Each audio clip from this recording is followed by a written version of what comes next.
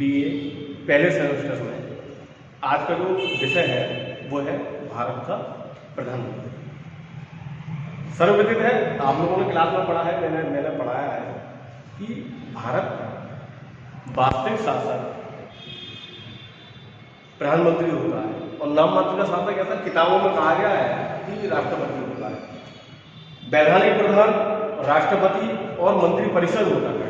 इन दोनों के द्वारा ही सारे भारतीय संविधान में जितने भी प्रावधान दिए हैं उनका निर्वहन दोनों के द्वारा किया जाता है। इन सारी विषय वस्तु से अवगत होने के लिए भारत के संविधान में अनुच्छेद 74 दिया गया है, जिसमें बताया गया है कि भारत के राष्ट्रपति के द्वारा प्रधानमंत्री की नियुक्ति की जाएगी। लेकिन ये जैसा व्यवहारिकता में होता नहीं, क्योंकि केवल और केवल एक औपचारिकता मात्र है।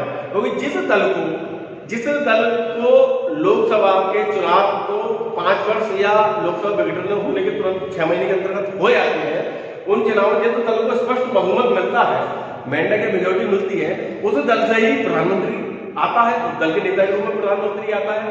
और ये भी माना गया है कि वह मंत्रिपरिषद और राष्ट्रपति के बीच में पुल या जहाज का काम करेगा, यानी कुल मिला के उनके बीच में एक कड़ी का काम करेगा। और ये भी कहा गया कि मंत्रिपरिषद में धुरी है जिसके चारों ओर समस्त राजनीतिक मशीन घूमती है। राजनीति शास्त्र अपने आप में मास्टर साइंस कहलाती है।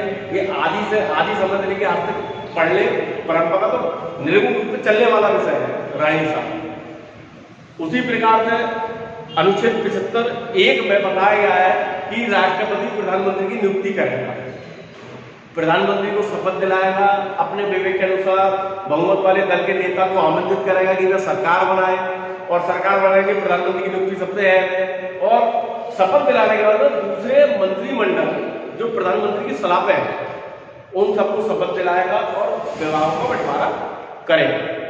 आज की तारीख में भारत के प्रधानमंत्री हैं परम से आदरणीय नरेंद्र दामोदर मोदी जी, जो 2014 लोकसभा चुनाव 2014 में डॉक्टर मनमोहन सिंह भी प्रधानमंत्री थे जो 2 बार रहे। उसके बाद 2014 से लगातार यानी आज तक माननीय नरेंद्र मोदी जी हैं।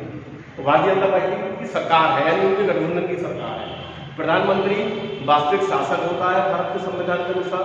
सारी चीजों का नीति निर्धारण करना भारत के प्रधानमंत्री का दायित्व होता है। भारत में जितनी भी राजनीतिक व्यवस्थाएं हैं सब मंत्रिपरिषद के इर्द गिर्द यानी धुरी पे घूमती रहती हैं। संविधान के अनुसार मंत्रियों की नियुक्ति राष्ट्रपति करता है, किंतु प्रधानमंत्री के परामर्शक करता है। प्रधानमंत्री का परामर्श ये होता है कि इस व्यक्ति को, इस महिला को या इस लोकसभा सांसद को ये पद दे दिया जाए, गृह मंत्रालय हो, विदेश मंत्रालय हो, वित्त मंत्रालय हो, कोई सा ही मंत्रालय हो, मिनिस्टर। और 2 प्रकार के मंत्री होते हैं, एक तो होते हैं मंत्रिपरिषद वाले यानी कैबिनेट, और एक होते हैं राज्य मंत्री। 2 तरीके के मंत्री होते हैं, या तो सभी विभागों में। प्रधानमंत्री द्वारा 15 मंत्रियों की सूची तैयार की जाती है, राष्ट्रपति उन्हीं के मंत्रिपरिषद पर नियुक्त करता है। कहने को तो सारे काम भारत के संविधान के अनुसार कार्य करते हैं और राष्ट्रपति के विवेकाधिकार शक्तियों के अनुसार कार्य करते हैं। प्रधानमंत्री के न्यूनतम योग्यता वह भारत का नागरिक हो, पागल या दिवालिया ना हो, किसी लाभ के पद पे ना हो, और जनता के द्वारा चुना हुआ हो या फिर राज्यसभा का सांसद हो। क्योंकि भारत में 2 सदन है, एक तो है उच्च सदन जिसे हम राज्यसभा बोलते हैं, उसकी कार्यावधि 6 वर्ष है, सांसद बनाना 6 वर्ष के लिए चुना जाता है। और एक होता है निम्न सदन यानी जनता का सदन, जिसे मिलाकर संसद बनती है, उसका कार्यकाल 5 वर्ष का होता है। प्रधानमंत्री सारे मुद्दों में सारे कार्य करने के लिए प्रतिबद्ध रहता है।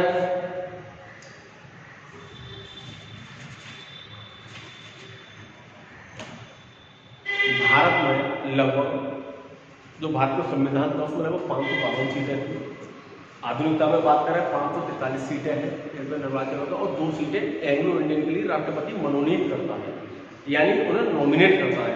और राज्यसभा में 250 सीटें होती हैं, उसमें 238 पर चुनाव होता है, 12 सीटें राष्ट्रपति नॉमिनेट करता है, विभिन्न साहित्य, चिकित्सा, खेल यानी विशिष्ट जनों को करता है।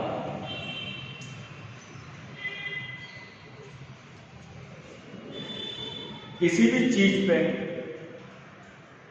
प्रधानमंत्री किसी भी सदन में आके चर्चा में भाग लेता है और सरकार की नीतियों से, अपने मंत्रिपरिषद की नीतियों से, उनके कार्यों से जनता को और सदन को अवगत कराता है। जहाँ पे आप लोगों ने पता नहीं, अगर टीवी पे यूट्यूब पे देखिए, संसद होती है, संसद गोल राउंडिंग होती है, संसद के इसमें एक आसन होता है, आसन के सामने वाली लाइन में इस हाथ को तो राजनीतिक जिनका दल, जिनकी सरकार होती है वो बैठते हैं, तो दूसरे दल के लोग बैठते हैं और आगे विशिष्ट जनों के लिए रखी जाती है जो लगातार चुन के आ रहे हो या विशिष्ट में मंत्रिपरिषद के लिए होती है। संविधान के अनुच्छेद 75(3) में कहा गया है कि मंत्रिपरिषद लोकसभा के प्रति सामूहिक रूप से उत्तरदायी है। अगर लोकसभा में का बहुमत खत्म हो जाए, यानी सरकार का जो विश्वास मत है वो खत्म हो जाता है 75(3) के अनुसार, या कोई प्रस्ताव गिर जाए तो लोकसभा में बहुमत खत्म हो जाता है, सरकार गिर जाएगी। लगातार आप देख रहे होंगे इस समय कोरोना चल रहा है, आप लोग भी ऑनलाइन क्लास पढ़ रहे हैं, मैं ही पढ़ा रहा हूँ, या यूट्यूब पे वीडियो हम सब लोग देख रहे हैं, उसको लाइक कर रहे हैं, शेयर कर रहे हैं। इस कोरोना काल में भारत के प्रधानमंत्री ने कहा कि प्रधानमंत्री योजना के अंतर्गत, प्रधानमंत्री फंड से हम सब लोगों को अनाज मिलेगा, दाल मिलेगी, चीनी मिलेगी, या वैक्सीनेशन लगेगी। राष्ट्रपति ने तो नहीं कहा प्रधानमंत्री सब लोगों के वैक्सीनेशन भी हुआ, सारी चीजें तो फ्री में मुहैया कराई, जो उन्हें सही लगा उन्होंने तो सारे काम किए। यदि कोई सरकारी विधेयक लोकसभा में पारित ना हो पाए या उसे प्रस्तुत करने वाले मंत्री कोई पराजय नहीं मानी जाती, बल्कि समस्त मंत्रिमंडल की पराजय या उसकी हार मानी जाती है। सपोज यदि कोई विधेयक लेके आई है साहब लोकसभा में, किसी भी मंत्रालय का हो, और वह लोकसभा में बहुमत होने के बाद ही गिर जाए, यानी गिर के जाए, उसे बहुमत या समर्थन ना मिले, जितने लोग हैं वहाँ पे, आज सपोज के लिए 541 बहुमत के लिए उसके आधे से ज़्यादा कर लीजिए, 270 यानी 273 सीटें जिस दल के पास होगी वो सरकार बनाने के लिए समर्थ है, और उसके बाद वो विधेयक गिर जाए तो केवल एक मंत्री का नहीं, संपूर्ण मंत्रिमंडल का दायित्व होगा कि उनका विधेयक गिर गया और सरकार गिर गई। ये जितनी चीजें ली गई है सब ब्रिटेन से ली गई है, क्योंकि 1935 में जो अधिनियम था भारत सरकार का, जो भी अधिनियम था उसे उन्होंने उठा के ऐसी का ऐसी रख दिया, और यही बताया गया कि सामूहिक उत्तरदायित्व रहेगा। सरकार बनाने के बाद प्रधानमंत्री चाहे लोकसभा से आए चाहे राज्यसभा से आए, मनमोहन सिंह जी राज्यसभा से थे जब वो प्रधानमंत्री बने, और आदरणीय नरेंद्र मोदी जी बनारस लोकसभा संसदीय क्षेत्र से निर्वाचित हुए हैं, यानी चुनाव लड़के आए हैं, लोकसभा के सदस्य हैं। प्रधानमंत्री के बारे में यही कहना, प्रधानमंत्री संगम में मात्र नहीं है, वास्तव में सूर्य है जिसके चारों ओर घिरे अथवा नक्षत्र घूमते हैं। सूर्य का मतलब प्रधानमंत्री, घिरे नक्षत्र का मतलब उसका मंत्रिमंडल, दो प्रकार के मंत्री, या तो राज्य मंत्री या कैबिनेट या मंत्रिपरिषद वाले मंत्री।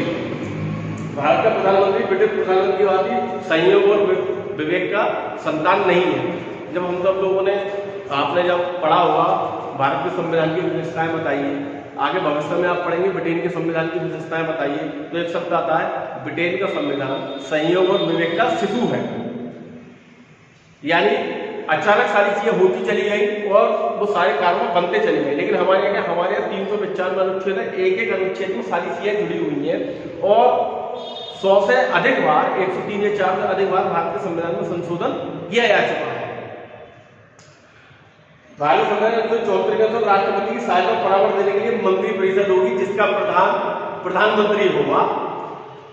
भारत के संविधान के अनुसार भारतीय शासन व्यवस्था में प्रधानमंत्री पद का एक विशेष महत्व है। भारतीय प्रधानमंत्री अमेरिकी राष्ट्रपति ब्रिटिश प्रधानमंत्री के समान शक्तिशाली है। अमेरिका में राष्ट्रपति होता है, प्रधानमंत्री नहीं होता, और 4 वर्ष के लिए निर्वाचित होता है। ब्रिटेन में राष्ट्रपति नहीं होता, वहां पर राजा होता है और प्रधानमंत्री होता है। और अगर वहां के प्रधानमंत्री ने कह दिया कि मैं आगामी स्थिति को, यानी इस डेट को ये वाला लेके आऊंगा विधेयक या बिल, और मैं उस विधेयक को पास कराऊंगा, तो समझ लीजिए अगर वो पास नहीं होगा तो सरकार गिर जाएगी। ऐसे यहाँ पे है, अगर कोई मंत्रिपरिषद किसी बिल को लेके आया और वो लोकसभा में रखा गया, लोकसभा गिर गया, तो राज्यसभा वहां पे भी गिर गया, तो सरकार चली जाएगी। 75 एक में नियुक्ति करता ही है राष्ट्रपति, लेकिन एक संयुक्त मात्र है।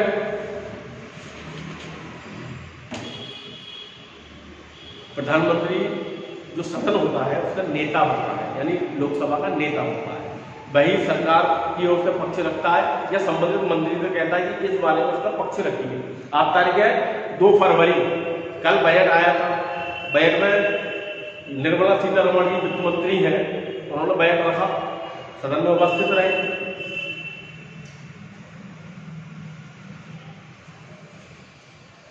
किसी भी मंत्री के, चाहे वो किसी भी विभाग का मंत्री हो, प्रधानमंत्री का सीधा सीधा हस्तक्षेप रहता है, यानी सीधा सीधा उसमें डायरेक्शन रहता है कि आप ये काम ना करिए, आप ये काम करिए। वो समय समय पर मंत्री से पूछ भी सकता है कि आपने क्या काम करा, आपको कौन सा विभाग दिया गया था, विभाग में आपने क्या क्या काम करा, और उस चीज़ को राष्ट्रपति से पूरा उसकी सलाह के लिए तो उसे पद से हटा भी सकता है परामर्श से, या उसे विभाग को बदल भी सकता है। राष्ट्रपति को संविधान का जिन उच्च अधिकारी की नियुक्ति का अधिकार दिया गया है, व्यवहार सही नियुक्ति प्रधानमंत्री के द्वारा की जाती है। राष्ट्रपति महानियंत्रक लेखा परीक्षक की नियुक्ति करता है, प्रधानमंत्री मुख्य चुनाव आयुक्त की नियुक्ति करता है, प्रधानमंत्री राज्यपालों की नियुक्ति करता है, प्रधानमंत्री मुख्य न्यायाधीश की नियुक्ति करता है, संबंधित हाईकोर्टों में, राज्य के हाईकोर्टों में नियुक्ति करता है। लेकिन सीधा सिंपल सी बात है कि वो सब करता है मंत्रिपरिषद या प्रधानमंत्री के विचारानुसार ये सारी चीजें करता है।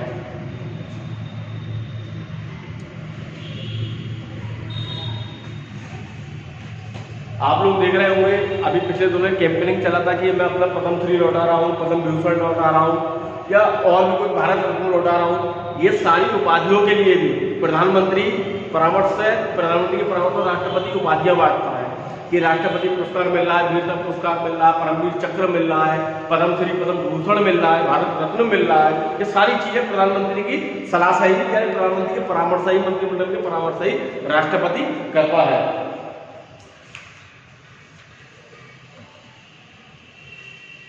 किसी भी सदन को चलाने के लिए एक यूनिटी होनी बहुत जरूरी है। प्रधानमंत्री क्या करता है, राष्ट्रपति और मंत्रिपरिषद के भी पुल का काम तो करता ही करता, साथ में अपने सभी संबंधित विभागों के मंत्रियों, मंत्रिपरिषद जो बनती है लोकसभा के 15% तक के मंत्री बना सकते हैं, यानी 80-82 मंत्री हर विभागों से बना सकते हैं। और छोटे छोटे मंत्रालय भी होते हैं जिन पर एक कैबिनेट मिनिस्टर, उसके बाद उसका राज्य मंत्री, इस तरीके से बना के उनके पास एक सचिव होता है जो भारत सरकार के द्वारा तदत्त किया जाता है। सारे बिलों पे, सारी चीज़ों पे प्रधानमंत्री का आग्रह ही महत्वपूर्ण होता है। मंत्रिपरिषद तो केवल और केवल एक परछाई होती है, लेकिन छाया जिसकी होती है प्रधानमंत्री ही होता है।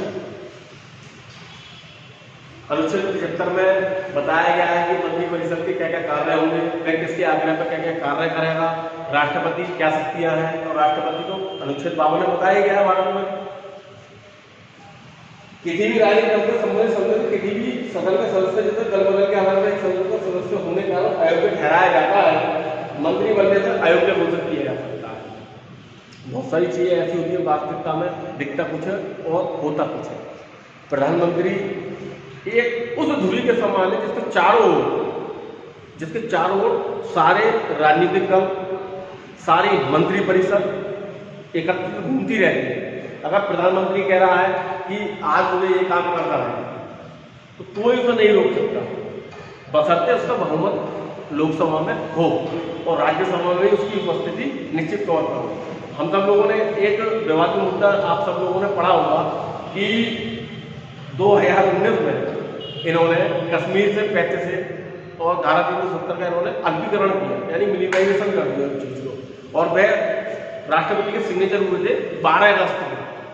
प्रस्ताव आया था 8 अगस्त को, लेकिन राष्ट्रपति सिग्नेचर करे 12 अगस्त को, और उसका उन्होंने दर्जा समाप्त करके उसे एक क्षेत्र बना दिया गया। जिस तरीके राष्ट्रीय राजधानी क्षेत्र है जो अपने पूर्ण दर्जा नहीं है, उसका राज्य खत्म करके अर्ध राज्य के रूप में परिभाषित कर दिया, यूटी बना दिया गया, यूनाइटेड टेरिटोरी बना दिया गया। ये केवल प्रधानमंत्री की ड्यूटी जाती है, उन्होंने इस तरीके से करा, और कोई और होता वो अपने अनुसार सारे काम करता। तो कुल मिला के वास्तविक शासन प्रधानमंत्री होता है, जो 74 के अनुसार की मंत्रिपरिषद होगी, 20 में पूरा काम करो, 75 में उसकी बारे में बताया गया कि प्रधानमंत्री का क्या है क्या नहीं है, और सारे काम राष्ट्रपति के नाम से प्रधानमंत्री करें।